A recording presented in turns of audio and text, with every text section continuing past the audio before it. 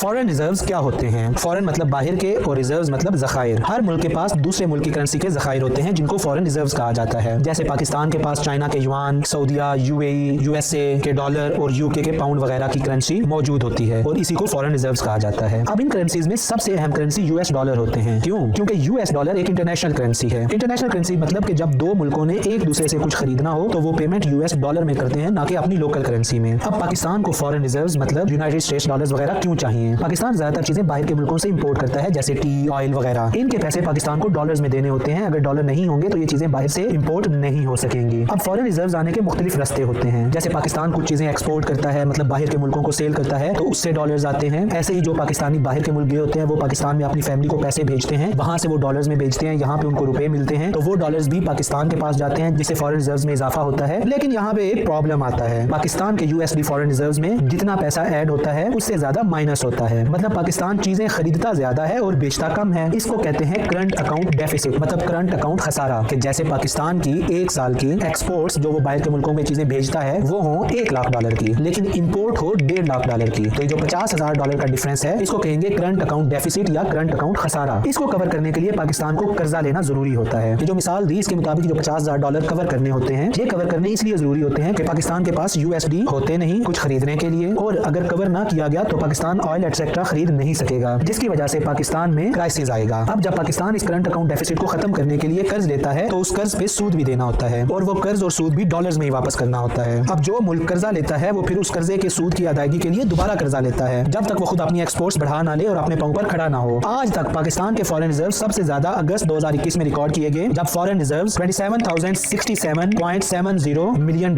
थे, और सबसे कम $1,973.60 मिलियन जो कि दिसंबर 1999 में थे। आने वाले वक्त में पाकिस्तान ने बहुत सारा कर्जा वापस भी करना है। दुआ की जाती है कि अल्लाह पाकिस्तान के लिए और हम पाकिस्तानियों के लिए आसानी फरमाए। आमीन। मजीद ऐसी वीडियोस के लिए हमें फॉलो कर लें।